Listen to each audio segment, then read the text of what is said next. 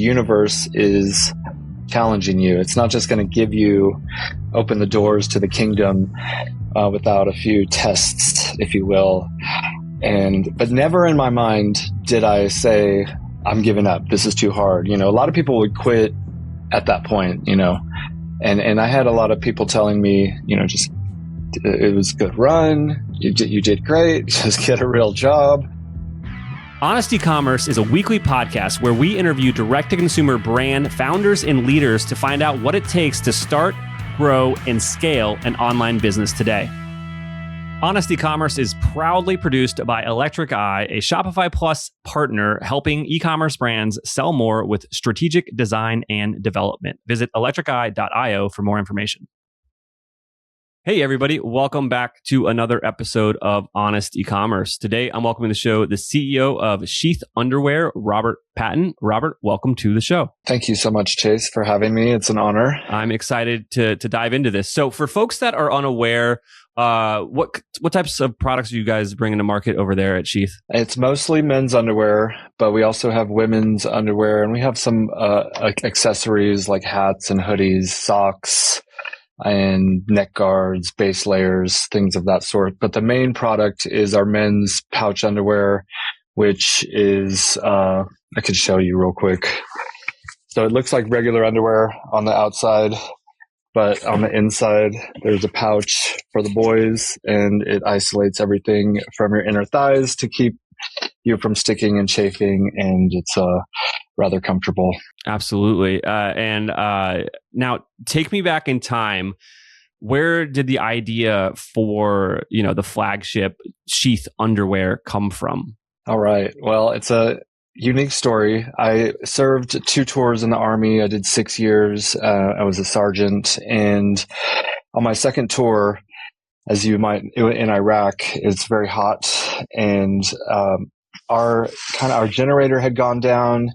The water wasn't working, and we couldn't shower, and it was just really hot, and I was uncomfortable. And the male anatomy is one of the hottest parts of our body, and I was just very uncomfortable. And it was one of those necessity is the mother of invention type things. I was like, I need to separate this situation downstairs, and I immediately just went into where we lived and I grabbed a towel and just kind of like separated everything with a towel because it was just that bad. And I don't know if guys have experienced it to that extreme, but I know guys have experienced it to some degree.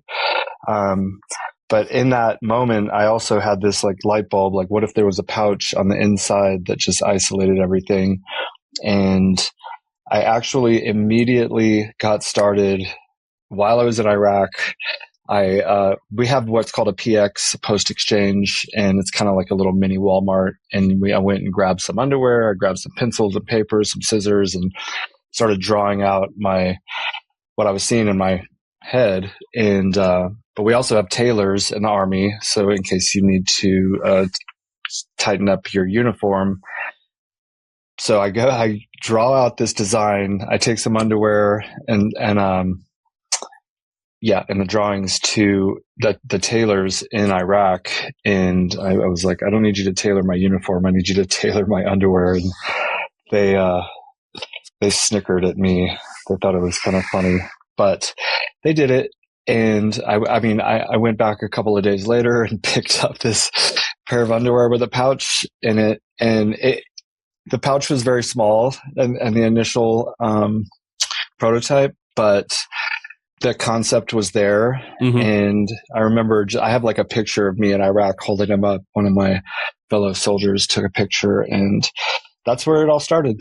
That's hilarious. So what would you say was like the time between you having this kind of aha moment in your head and you having essentially the first prototype in your hands? Honestly, it was less than a week. I would say even half a week. And just to backtrack a smidge, right before I left to go to Iraq, I had watched this movie called The Secret. about like manifesting. And one of the principles was just like act fast, do not hesitate. The universe likes speed. So when you have an idea, don't wait. Start moving towards it. And there's so many different success principles that suggest that, just take the first step, and you have to have faith that it's going to like unfold in the way that the universe sees fit, I guess. But that was all kind of like in my mind fresh while I was out there. And I had read Think and Grow Rich many times before, and just like, you have to like, I wanted something more than just to be in the Army. It was great. I did love the Army. It was actually quite fun, except being in Iraq and like dead people. But like the basic training and the shooting guns and obstacle courses and land navigation and just, they give you so much training, and I really enjoy, you're like rappelling out of helicopters or maybe jumping out of airplanes. I mean, it was so cool. The Army is awesome, and it's a great launch pad for young men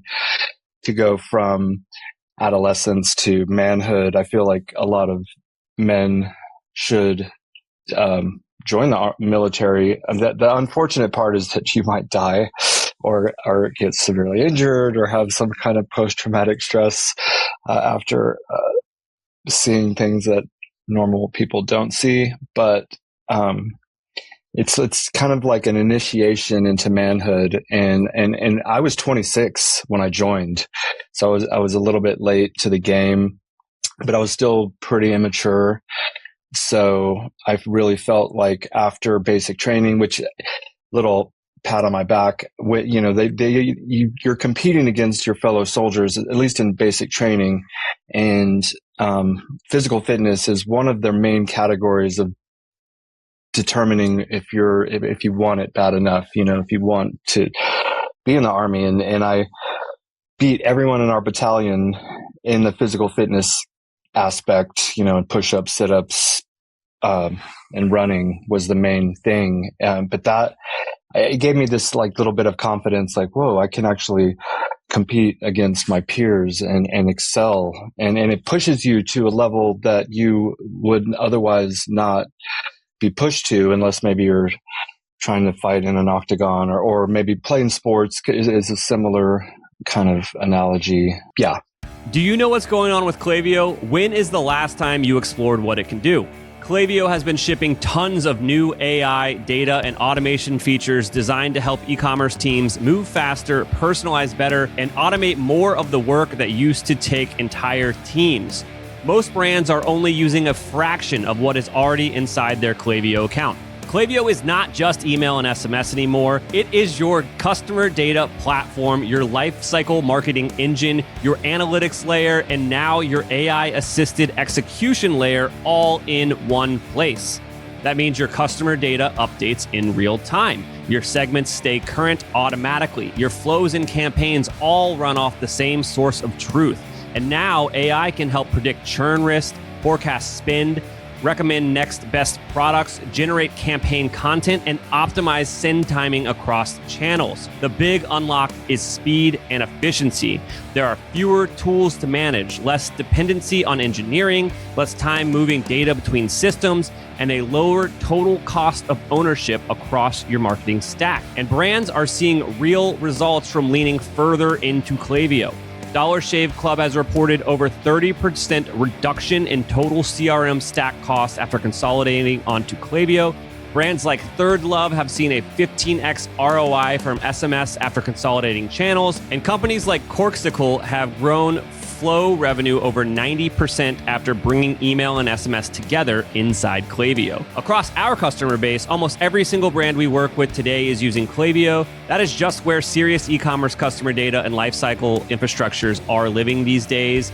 If you're already on Klaviyo, but you feel like you're not getting everything you can out of it, or you're just running multiple tools and want to simplify without losing power, I think this is worth your time.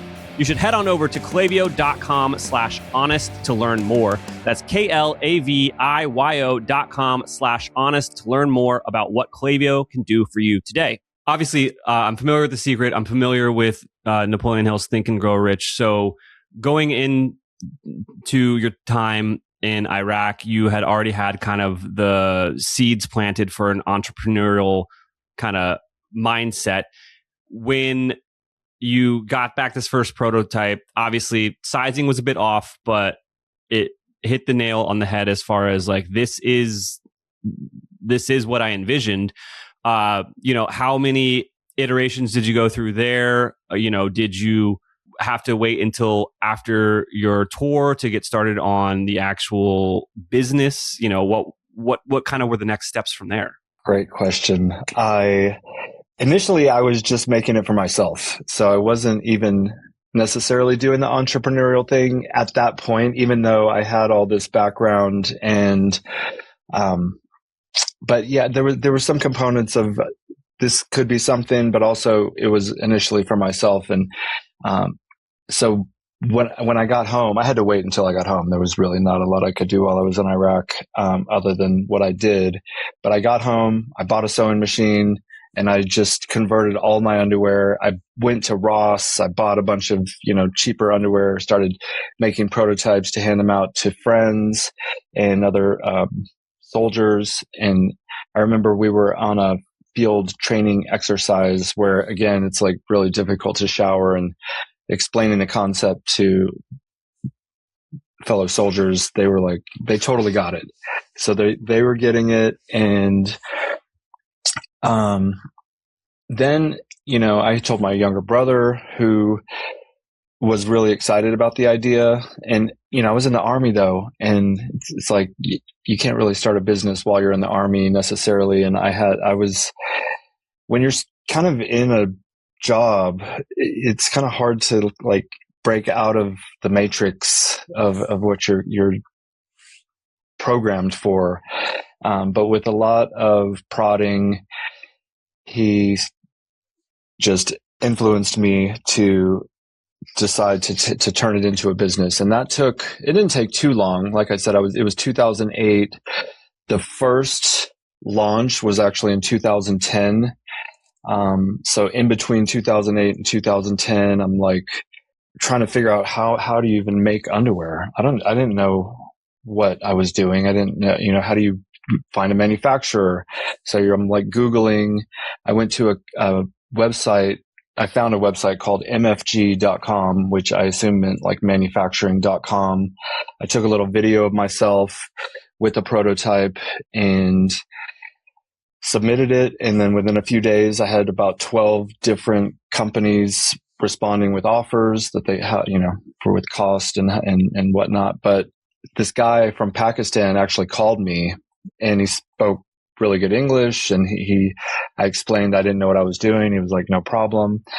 I'll basically hold your hand through this whole process. And so I went with them, and it was $5,000, which for the first production, we purchased 1,000 pairs, 1,000 white, or 500 white, 500 black in various sizes.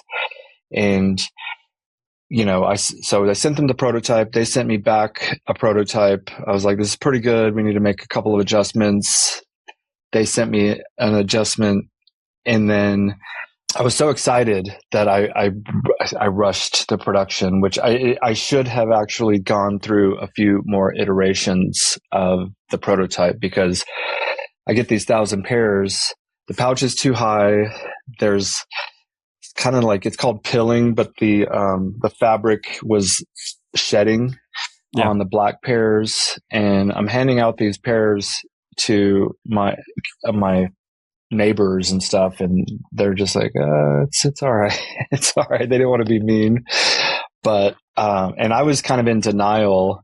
I was like, I thought it was good enough, but ultimately I couldn't sell them. I mean, I sold a few pairs, but ultimately came to the conclusion that this is not the proper launch. So I actually ended up, there was a tailor in town, a Vietnamese tailor named Tony. He was the man. And I asked him, I said, if I work your counter for free, like just deal with customer service stuff, will you help me kind of like revise this and teach me what I'm doing wrong? And he was very suspicious at first, and he had these these kind of older Vietnamese ladies in the back room, and they thought I was trying to scam him or something, because they're like, what is this guy doing? But ultimately he agreed. We had a great friendship over the couple of years I was there, and came up with a new prototype. And it was 2013 or 2012-ish. But when Kickstarter came out, and I assume you're familiar with Kickstarter, so that, because I didn't have any, I had spent my last $5,000, and now I'm out of the army, and I'm working like cleaning golf carts, delivering Chinese food.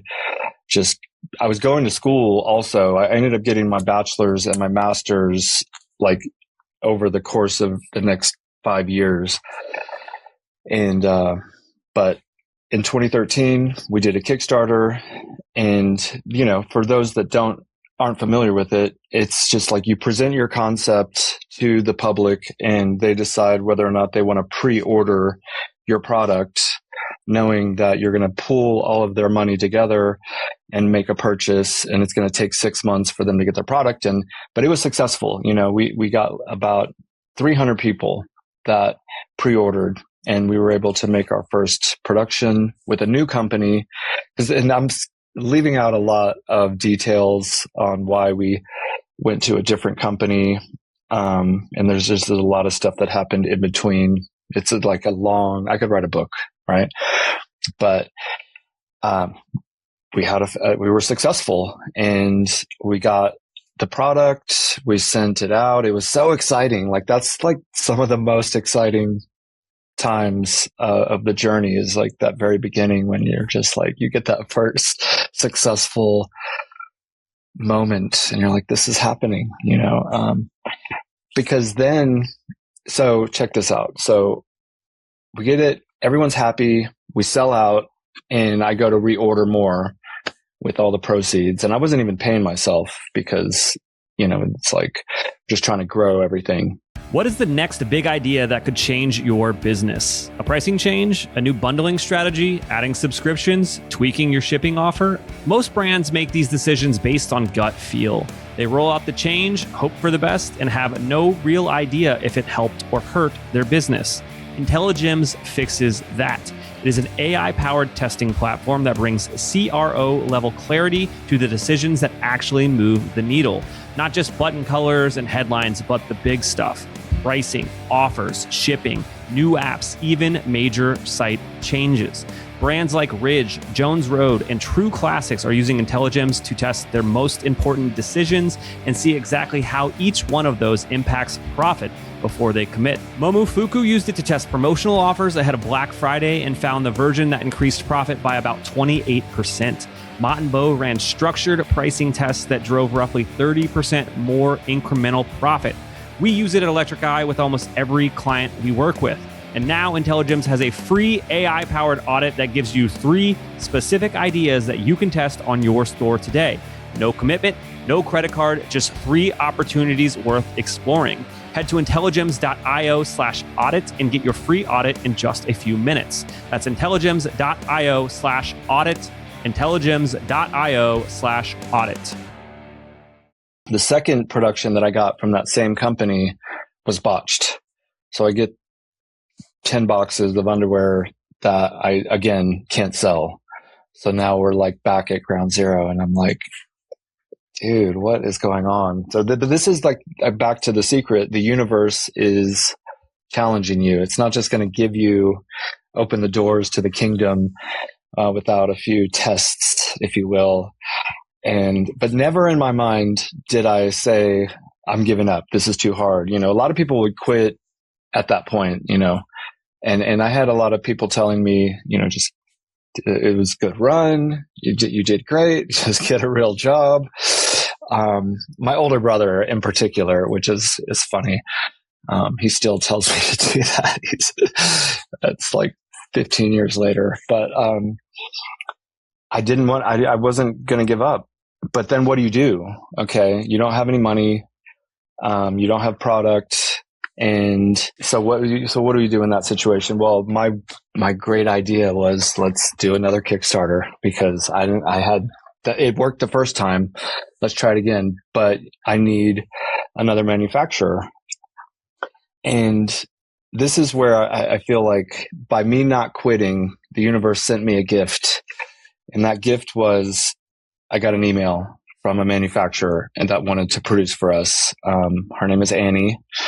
I mean, we still work with her 12 years later.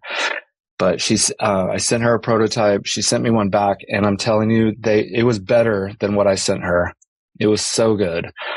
And there was this downtime, in between 2013 and 2014 where, again, I'm cleaning golf carts. I'm delivering Chinese food. And obviously there's anxiety. Like, is this next Kickstarter going to work? It worked once, but it's not guaranteed to work again.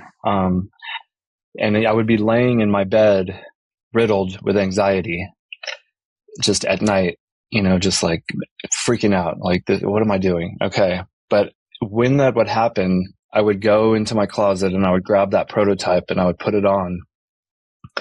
And it was so good. I get emotional sometimes because it was like, I would just like be like a warm, refreshing kind of like all of the anxiety would fade away when I put that pair on. I was like, I know this is going to work and they're going to love it. It is so good. They were so comfortable. And so we just kept moving forward. We did another Kickstarter and it was successful. We doubled the revenue from the previous Kickstarter. And then it was like off to the races because in 2013, we made $30,000 based off of a few, like the sales from that original batch and the Kickstarter. In 2014, we did 60. 2015, we did 150. Then we did 250. Then we did $500,000, then $1 million, then $2 million, then $4 million. And, and it was just like doubling revenue every year. And it was actually quite easy. It was almost too easy because we were one of few pouch underwear companies at the time. Now there's over 100 different pouch underwear companies. So it's not quite as easy to double each year as it was, but that makes it fun. You got to get creative and now we're in like AI. Well, I mean, we came up with this idea for a new launch for 2027, and it's called the Black Collection. And we made all 5 pairs, and during a Monday morning meeting, we came up with the designs for this new collection, which we're excited about. Are you saying that using AI allowed you to rapidly kind of compress the timeline that it originally took you to design these concepts? Oh yeah. I mean, you'd have to draw it out, then you send it to your graphic designer. And we used to have 3 graphic designers. Now we have 1, and he's so awesome. Raul, shout out, because when AI kind of started coming out, he just was very excited about it and kind of like took the lead and spearheaded that he's our AI guy now, where he was doing Amazon before.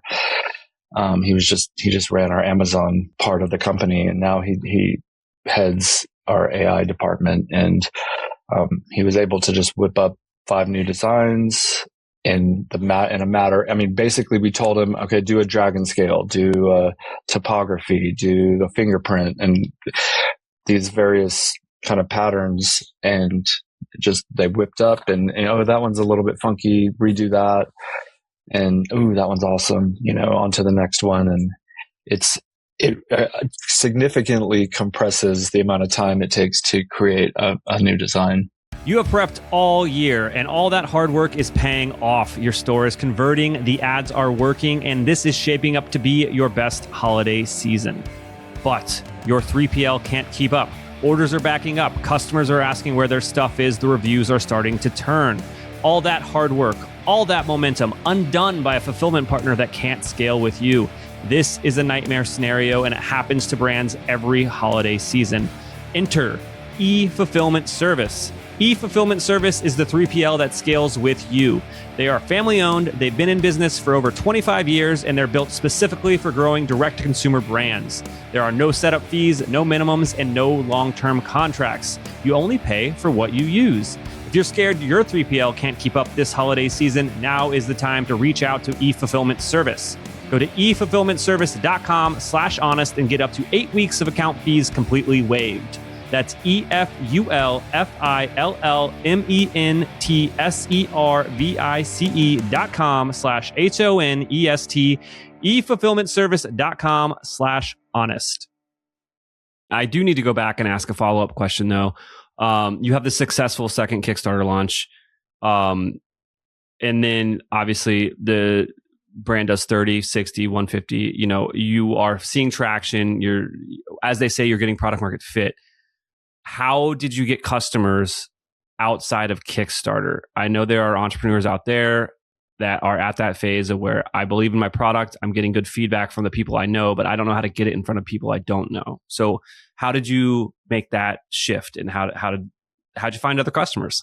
Great question. Okay, so first of all, my brother had been running people's Facebooks for them for quite a while. So he would manage their Facebook platform and do posts, and so he had been doing that. So he's doing our Facebook pages and X and stuff. And he also is a videographer. He is a part of a couple of different documentaries, and so he made a lot of our content. And so, of course, you use all of the traditional platforms for social media. But growing up, for me, my dad used to just listen to talk radio all the time. Every time we got in a car, it'd be like Rush Limbaugh or some right-wing conservative talk show, which was awesome. I always loved listening to that for whatever reason. And of course, this is around the time Joe Rogan came out with the Joe Rogan Experience, and I was listening to it all the time. So I want at that point to sponsor Joe Rogan. So what I do is he comes to Austin for a comedy show, and my great idea is to go to the comedy show, and when I find the right time, I'm going to throw a pair of underwear onto the stage. He's going to pick it up, and he's going to say, "I want to work with this company," and the rest will be history. Well, what happened was I threw the underwear on the stage. He picks it up, and it was like the perfect toss. It was like it landed right at his feet, and I was way up and on the bleachers in the crowd. And we were in Austin, so he's like, "What is this? An Austin is weird shirt?" So he picks it up. He's like, "Sheath." And at the time, the packaging described what it was. So he's like reading, "A pouch in your underwear. What do you need a pouch in your underwear for? You trying to smuggle drugs? What are you doing out there? This has got to be the stupidest idea I've ever heard of." And that kind of crushed me. But then immediately after, he said, "Or $1 billion idea." And the second part of that statement was actually true, because it is $1 billion idea. And I know that pouch underwear is generating billions of dollars, but also he kind of like blacklisted me from working with him. He was like, "Whoever your marketing advisor is giving you bad advice. This is a horrible way to market a product." So, but of course, back to first principles or whatever, you don't give up. And what do you do? All right, I'm still a fan, and I actually met him not too long ago, which was awesome. But I'm like, okay, so what do I do? Okay, there's other podcasts, and a lot of them would go on his show. So while I'm listening to his show, the people that I found the most interesting, I decided to reach out to them and sponsor their podcasts. And that was the very first podcast we sponsored was a guy named Kevin Pereira. I forget the name of his podcast. I don't even know if it still exists, but we spent $2,000, and we're going to blow up. But he put us at the very end of an hour-long podcast and just did a very poor ad read.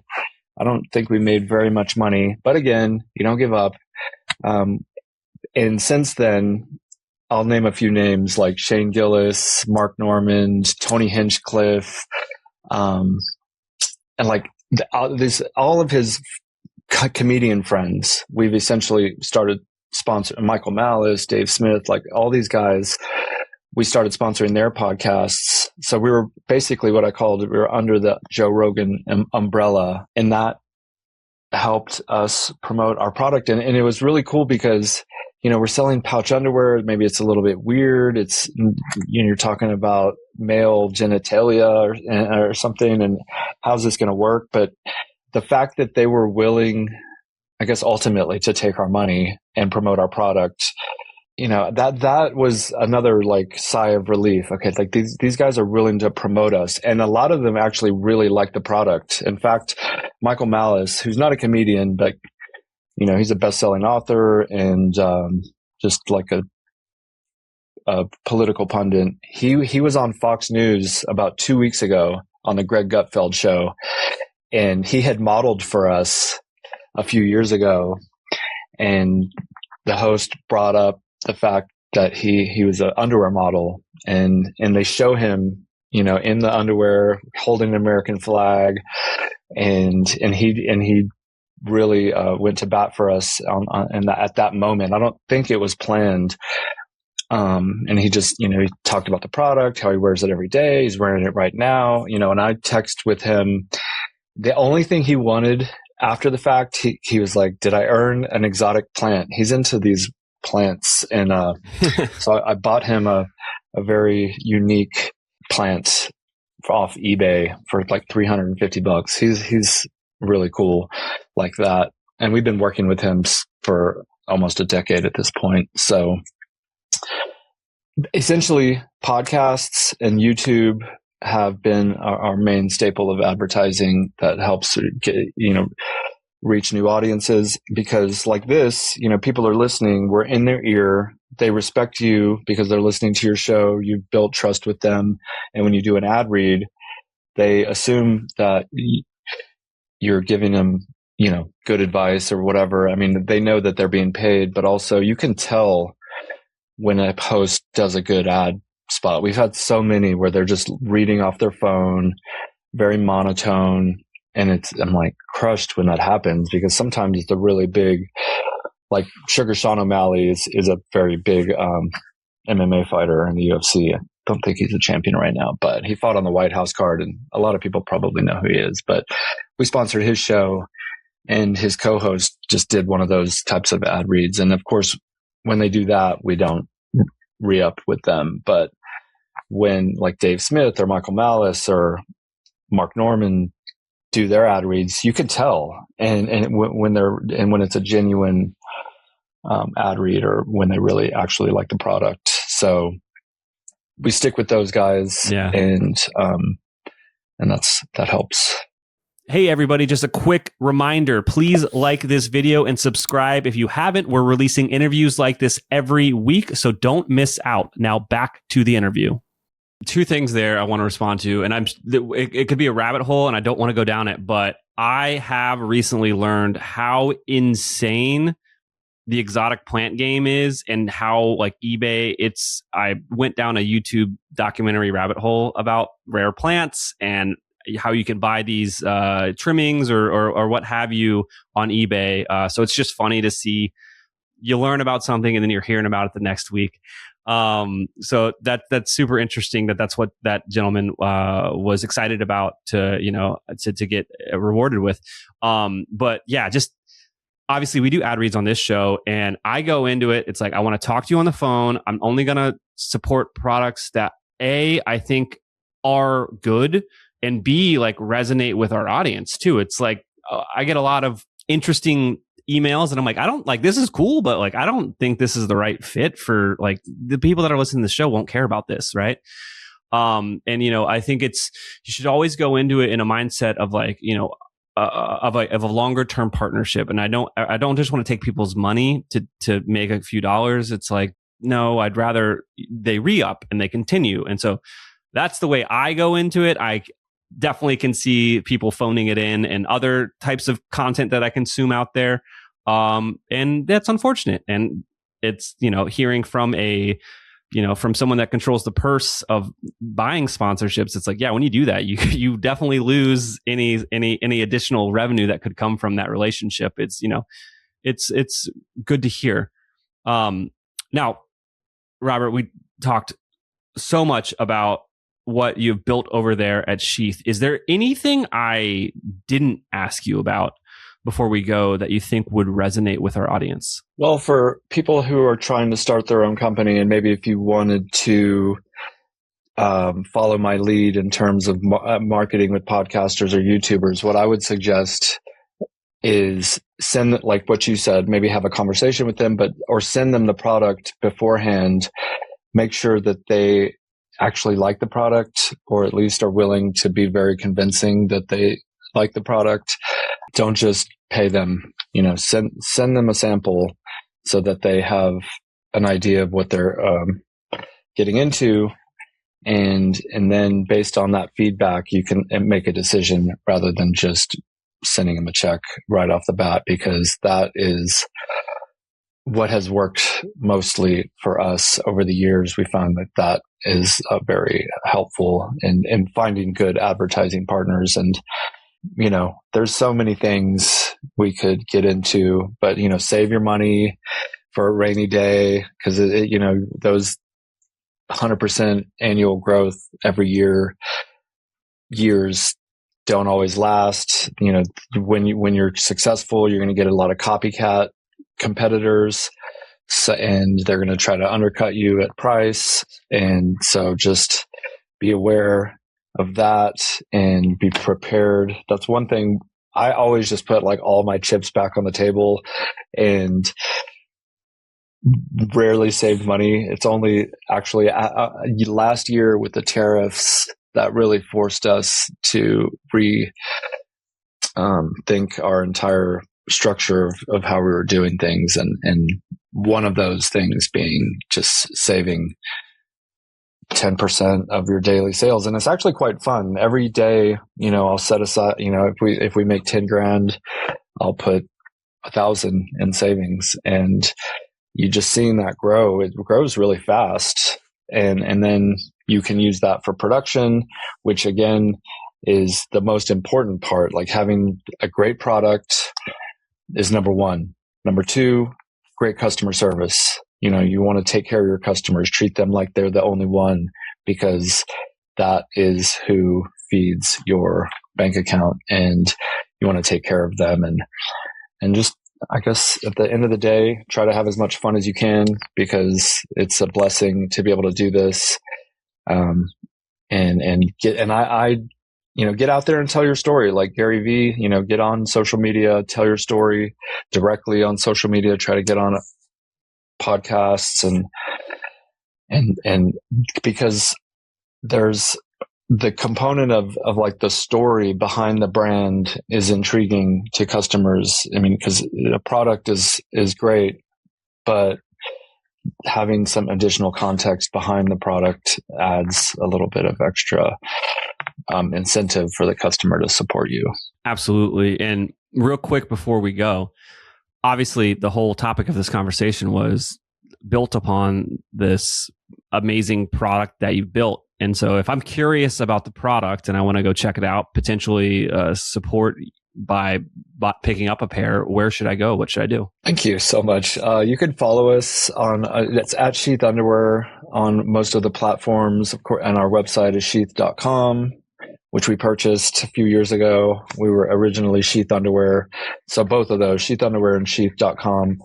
And if you use promo code HONEST Ecommerce, you can save 20% off of your purchase. We have a 100% money back guarantee on the first pair. So if you don't like it, you don't even have to send it back. We will just refund you for your order. That's how much we believe in the product. And we hope that you will give us a shot, because it's really good. Awesome. Bobby, thank you so much for coming on the show today. Thank you, Chase. Thank you, everyone.